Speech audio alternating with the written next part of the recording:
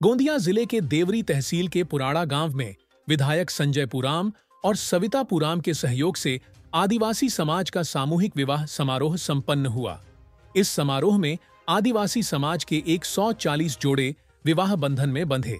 सभी नवविवाहित जोड़ों को कन्यादान योजना के तहत आदिवासी विभाग द्वारा 25,000 रुपये की सहायता राशि प्रदान की जाएगी। जिले में आदिवासी समाज की संख्या काफी अधिक है, लेकिन कई बार कन्यादान योजना की राशि बिना उपयोग के वापस चली जाती थी। इस स्थिति को ध्यान में रखते हुए विधायक संजय पुराम के प्रयासों से यह सामूहिक विवाह समारोह आयोजित किया गया। इस अवसर पर बड़ी संख्या में आदिवासी भाई बहन उपस्थित थे। एका महिन्यातच आपण 140 आदिवासी समाजाचा या ठिकाणी सामूहिक विवाह केला का? खरं म्हणजे हा जो माझा आदिवासी समाज आहे तो विकासापासून, योजनांपासून आणि शैक्षणिक दृष्टिकोनातून तो कोसो दूर आहे। या समाजाला एकत्र आणणे ही आजच्या घडीला काळाची गरज आहे।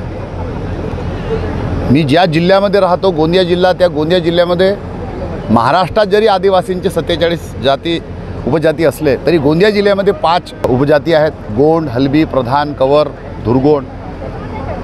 या समाजाचे मुला मुलींचे विवाह एकत्र व्हावे हा माझा उद्देश होता आणि म्हणून माझ्या धर्मपत्नी सौ सविता पुराम यांनी सरपंच, जिल्हा परिषद सदस्य, पंचायत समिती सदस्य, नगरपंचायत सदस्य यांच्याशी संपर्क साधून असा निश्चय केला की आपण यावर्षी आदिवासींचा भव्य दिव्य असा हा सामूहिक विवाह सोहळा या ठिकाणी करावा आणि म्हणून प्रकल्प अधिकारी देवरी यांच्या सहयोगाने हा विवाह सोहळा या ठिकाणी संपन्न झाला। जवळपास 140 वरवधूंच्या या ठिकाणी विवाह झालेला आहे आणि ज्यांना 25,000 रुपये त्यांना राशी मिळेल। सर्वात महत्त्वाचं मी इथे आपल्या सर्व टीव्ही चॅनलच्या माध्यमातून आमचे सर्व सरपंच, विधानसभेतील नगरसेवक, जिल्हा परिषद सदस्य, पंचायत सदस्य, शासकीय आश्रमशाळा पुराड्यातील सर्व कर्मचारी, प्रकल्प कार्यालयाचे अधिकारी यांचे सगळ्यांचे मनापासून आभार मानते आणि आपल्या सर्व पत्रकारांचे सुद्धा आभार मानते। कालपासून तुम्ही आम्हाला साथ देतात आणि आमची बातमी टीव्हीवर सुद्धा दाखवतात। यामागे एकच उद्देश होता की सर्व आदिवासी जातीतले लोक एकत्र यावे आणि हा सामूहिक विवाह व्हावा, शासकीय योजनेचा त्यांना लाभ मिळावा। एकमेव पर्याय लोकांना असतो सामूहिक विवाह सोहळा, परंतु त्यांची योजनेचा लाभ न मिळाल्यामुळे ते त्यापासून दूर जातात।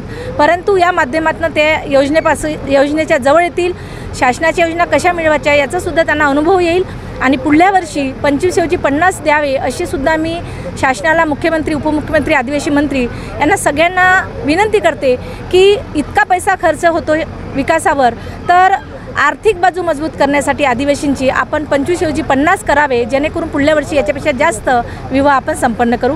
किती जोडपे होते? 140 जोडपे होते आणि ह्या सर्वांमध्ये जरी मी महत्त्वपूर्ण असली तरी माझे राजकीय मार्गदर्शक, माझे पती संजयजी पुराम यांचं सुद्धा मोलाचं योगदान आहे, मार्गदर्शन आहे। त्यामुळे मी हे सगळं सफल कार्यक्रम करू शकले।